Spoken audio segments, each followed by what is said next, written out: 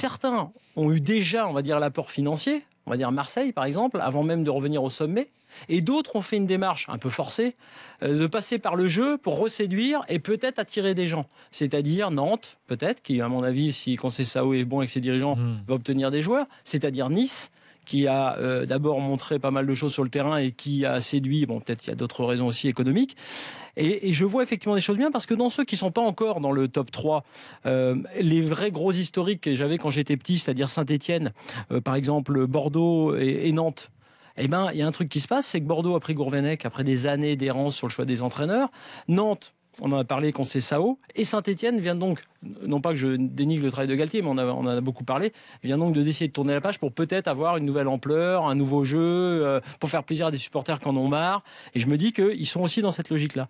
Donc que ce soit sur le terrain, avec le sportif, que ce soit sur les coulisses avec l'économique, il y a plus qu'un frémissement. Et ce frémissement, maintenant, il touche les 8 premiers clubs de notre histoire en termes de palmarès. Et je ne crois pas que ce soit un hasard et que ce soit anodin.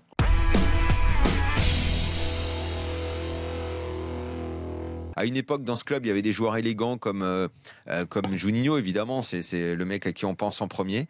Ben voilà, maintenant, il y a des mecs qui vont partir. Alors, il va falloir les remplacer. Et surtout, je le répète, la pointure internationale sur le banc. Le mec où on va dire Lyon, c'est lui.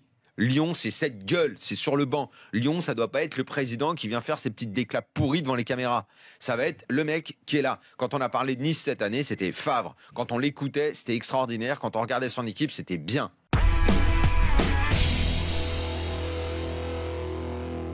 la Roma va changer d'entraîneur. D'après ce que tu nous dis, Naples peut changer d'entraîneur. L'Inter cherche un entraîneur. Oui. Et Allegri. Milan, Milan, c'est stable. Milan, c'est stable.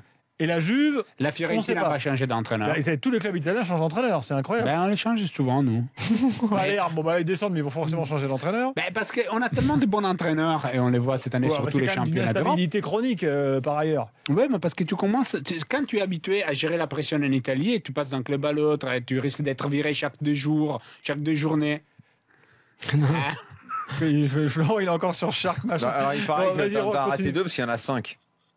Il y en a eu 5 qui vient d'atterrir à New York. Je me suis arrêté au 3. À New York, alors. Non, parce qu'après... Il y a New York aussi. Oui, ça c'est le 2. C'est le 2 à New York. Le 2. Parce qu'à un certain moment, quand tu fais une série magnifique, les derniers risquent d'être un peu une répétition. Non, attention. Attends, là, il y en a 4 des entraîneurs du film là. Non, stop. Alors là, c'est n'importe quoi. C'est la série, je disais, mais de quel entraîneur il est en train de parler qui a fait une série. On revient sur les entraîneurs de série. Dernière info sur Sharknado, le 5 sort dans 2 semaines. En fait, il y en a que 4. C'est pour ça. Ah, voilà, tu vois. C'est au pas cinéma, moi qui ça va le sais. sortir au cinéma. On fait un soirée cinéma. Je le dis officiellement. Film sur les requins qui attaquent avec les tornades. Je vais y aller. Non, tu déconnes. Ah non, je vais aller voir Sharknado 5. Déjà, je vais essayer de trouver le 1 quelque part. Je vais regarder le 1. Non, mais je pense que si t'as pas vu les premiers, je pense que tu arrives à comprendre le 5. En plus, tu vas pas comprendre le 5e si t'as pas vu le premier. Parce que tu vois une femme qui n'a pas une main et tu te dis, mais pourquoi elle n'a pas une main basse? C'est les requins qui l'ont mangé. Eh oui. C'est passé sur la TNT. C'est passé sur la TNT. Bon, du coup...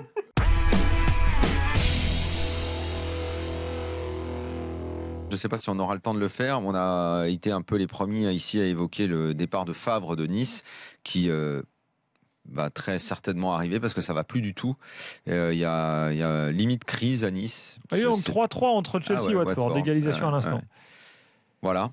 Donc ça se termine un peu bizarrement dans ce club qui a vécu une super saison, et ce qui m'emmerde dans cette affaire, c'est qu'on risque de perdre Lucien Favre, qui risque de quitter la Ligue 1. D'une part, et d'autre part, ça va être compliqué pour Nice, parce que quand on disait récemment que si... C'était dur de trouver des bons entraîneurs, ils en avaient trouvé un extraordinaire et qu'on le perd. Et pour faire une autre belle saison, c'était jouable, mais qu'il fallait garder la structure, la base, et que la base c'était Favre, avant même de parler des joueurs. Écoutez, moi je vous êtes assez...